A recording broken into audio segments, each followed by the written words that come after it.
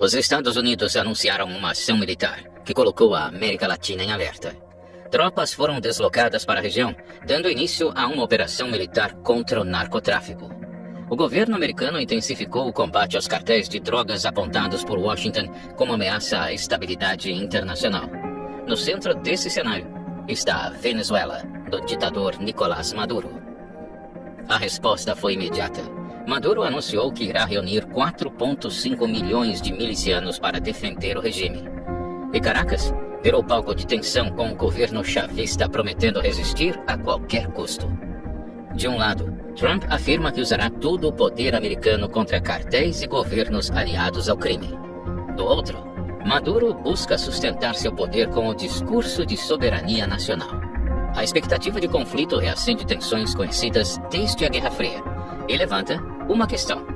Estamos diante do início de uma guerra dos Estados Unidos contra narco-estados na América do Sul? Se a resposta for sim, o Brasil poderá ser afetado? Os Estados Unidos enviaram 3 navios de guerra do tipo Destroyer com mísseis guiados para águas próximas à costa venezuelana, com a missão de combater cartéis de drogas identificados como organizações terroristas. A mobilização inclui cerca de 4.000 marinheiros e fuzileiros navais, além de apoio aéreo, submarinos e aviões de espionagem, com previsão de permanência por vários meses. E navios de guerra enviados pelos Estados Unidos devem chegar hoje à costa da Venezuela. A agência Reuters informou no início da semana que os destroyers com mísseis são parte dos esforços contra os cartéis de droga. Ainda de acordo com a agência, 4.000 marinheiros e fuzileiros navais seriam enviados para águas latino-americanas. Questionada, a secretária de imprensa da Casa Branca disse que Donald Trump está preparado para usar todo o poder americano para impedir que as drogas inundem o país. Nas últimas semanas, o presidente ordenou que o Pentágono use a força militar para combater os cartéis que os Estados Unidos consideram terroristas. A ação americana não é apenas militar, mas política. Ao combater o narcotráfico nas Américas, Trump cumpre sua promessa feita durante a campanha presidencial e aumenta seu poder de influência na região. Os cartéis de drogas estão travando uma guerra contra a América. E agora? É hora de a América travar uma guerra contra os cartéis. O secretário de Defesa Marco Rubio e a porta-voz da Casa Branca Caroline Leavitt reforçaram a mensagem de que o governo americano não reconhece a legitimidade de Maduro e que usará toda a sua força nesta operação. Their regime is not a government, it's not a legitimate government, we've never recognized them as such. They are a criminal enterprise that basically has taken control of national territory of a country, and who, by the way, are also threatening U.S. oil companies that are operating lawfully in Guyana. So the president's been very firm. Anything that's a threat to the national security of the United States, he's going to confront. What I will say with respect to Venezuela, President Trump has been very clear and consistent. He's prepared to use every element of American power to stop drugs from flooding into our country and to bring those responsible to justice. The Maduro regime is not the legitimate government of Venezuela. It is a narco-terror cartel. In Maduro, it is the view of this administration, is not a legitimate president. He is a fugitive head of this cartel who has been indicted in the United States for trafficking drugs into the country. Maduro é tratado não como chefe de Estado, mas como um ditador, alvo da justiça internacional. O governo americano aumentou a recompensa por informações que levem a prisão de Maduro para 50 milhões de dólares, o equivalente a 270 milhões de reais, o dobro do valor anterior. Esta é a maior recompensa já oferecida pelo governo americano na história dos Estados Unidos. O Departamento de Justiça americano o identifica como líder do Cartel de Los Soles, uma organização criminosa, organizada dentro da alta cúpula do regime chavista. Nicolás Maduro sempre negou veementemente quaisquer acusações com o grupo. Para Washington, o Cartel de Los Soles representa uma grande ameaça à segurança continental, porque une poder estatal, narcotráfico e milícias. Com essa estrutura, amplia o alcance de suas operações para além das fronteiras e torna mais difícil combatê-lo apenas por meios tradicionais. Um exemplo dessa atuação internacional foi revelado por um ex-magistrado da Venezuela. Segundo Luiz Velázquez Alvaray, o cartel de Los Soles financiou a campanha de Gustavo Petro, atual presidente colombiano, através do clã Torres, com o objetivo de unificar os cartéis do narcotráfico. Coordinando Benedetti la campaña, entonces dijeron, no, que él coordinó el dinero de la costa. Ese no fue el dinero de la costa. Fue un dinero que llegó a la costa. Es muy distinto. Allí tienen un clan Torres, etcétera, pero todo esse movimento que hay allí es el dinero del cartel de Los Soles. Enquanto isso, o presidente da Colômbia, afirmou que uma eventual invasão dos Estados Unidos à Venezuela arrastaria seu país para dentro do conflito e transformaria a região em uma nova Síria. A resposta venezuelana frente ao cerco americano foi anunciada. Maduro reuniu seus homens e ameaçou o presidente Donald Trump em um pronunciamento ao lado do chefe do exército venezuelano. Também proibiu o uso de drones no território de seu país e organizou exercícios de defesa com setores civis e militares, reforçando a narrativa de soberania em risco. Também subiu o tom ao dizer que o império enlouqueceu. O império se volvió loco e ha renovado como refrito podrido suas ameaças a la paz e a la tranquilidade de Venezuela. Em meio à escalada entre Washington e Caracas, surge uma pergunta inevitável. Qual é a posição do Brasil nesse tabuleiro? O chefe do Exército Brasileiro, General Tomás Ribeiro Paiva, disse em Manaus que a tensão militar entre os Estados Unidos e a Venezuela preocupa o Brasil. A gente tem uma preocupação, a prioridade do CMA é constante, né? Porque aqui a gente tem 5 vertentes importantes para nós, para o cumprimento da missão constitucional. Primeiro, defesa da pátria, né? É uma área importantíssima e estratégica do Brasil. Segundo, a garantia da faixa de fronteira. Nós estamos falando de 60% da fronteira terrestre do Brasil aqui no Comando Militar da Amazônia.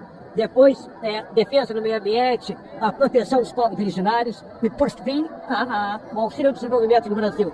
Então, por todos esses motivos, o CMA é e continuará sendo a nossa prioridade. O assessor especial da Presidência da República, Celso Amorim, demonstrou preocupação com a proximidade dos navios americanos na costa da Venezuela. Isso é uma coisa histórica, até durante o período de governo militar, o Brasil ajuda sem nunca aceitar a ideia da intervenção externa. E nos preocupa por a presença de barcos de guerra muito próximos da costa da Venezuela e o risco, sobretudo com as declarações de que ele pode ser a força total dentro dessa, digamos, mistura da questão do combate ao crime organizado, que deve ser combatido, mas com a cooperação dos países e não com intervenções unilaterais. Até aqui, o governo brasileiro tem adotado uma postura ambígua. Ao mesmo tempo em que diz defender a democracia, o presidente Lula evita classificar a Venezuela como uma ditadura e mantém proximidade com Maduro. Quando confrontado, Lula disse que a Venezuela vive o que chamou de democracia relativa. Por que o senhor, seu governo e parte da esquerda brasileira tem tanta dificuldade em considerar a Venezuela uma ditadura? Olha, deixa eu lhe falar uma coisa. A Venezuela, ela tem mais eleições do que o Brasil. A Venezuela, desde que o Chávez tomou posse... Mas eleições não garantem democracias, né, presidente? Deixa eu lhe falar uma coisa. O conceito de democracia é relativo para você e para mim. Eu gosto de democracia porque a democracia que me fez chegar à presidência da República pela 3ª vez. Por isso que eu gosto da democracia e a exerço na sua plenitude. Porque eu acho que o mundo inteiro sabe que a governança do PT aqui é exemplo de exercício da democracia. Além disso, Lula compartilha planos com líderes autoritários latino-americanos em encontros do Foro de São Paulo. No cenário interno, a hesitação persiste. O governo resiste em enquadrar o PCC e o Comando Vermelho, 2 das principais facções criminosas do país, como organizações terroristas, mesmo que ambas tenham ramificações internacionais e conexões com cartéis estrangeiros. Essa escolha do governo coloca o Brasil em contraste com o posicionamento americano. O secretário de Defesa Marco Rubio foi taxativo em dizer que esses cartéis não são meros grupos de bandidos locais, mas têm forte poder armamentista e controlam territórios inteiros. We cannot continue to just treat these guys as local street gangs. They have weaponry that looks like what terrorists in some cases armies have. They control territory in many cases. Those cartels extend from the Maduro regime in Venezuela, which is not a legitimate government. We don't recognize the Maduro regime as legitimate. It is a criminal enterprise, all the way to the various different cartels that operate in Mexico. And in between, you find them in Ecuador, you find them in Guatemala, you find TDA, what people would call street gangs, but actually are operating as criminal enterprises, but very well organized ones. So what it changes is it gives us legal authorities to target them in ways you can't do if they're just a bunch of criminals. It's no longer a law enforcement issue. It becomes a national security. Caso Washington avance e reconheça oficialmente facções brasileiras como terroristas, surgiria um cenário delicado. Os Estados Unidos poderiam considerar haver base legal para realizar operações militares dentro do território brasileiro. Por que os Estados Unidos querem que o PCC e o Comando Vermelho sejam classificados como terroristas? A impressão que eu tenho é que essa é uma tentativa do governo Donald Trump especificamente em tentar endurecer as ações do governo dos Estados Unidos com relação às facções criminosas, o que particularmente eu vejo com bons olhos. Eu não acho que faz sentido a gente ter ações tênues com relação a facções criminosas. O problema é que isso abre uma série de brechas dentro do governo americano, inclusive ele utilizar as Forças Armadas americanas. Então imagine, por exemplo, um caça americano invadindo o Rio de Janeiro e jogando bombas em cima de instalações do Comando Vermelho, por exemplo, como ele tem feito em lugares, como isso é feito no Oriente Médio com muita frequência e muita tranquilidade. Como o governo Lula reagiria a ações americanas no Brasil para combater organizações como o Comando Vermelho e o PCC?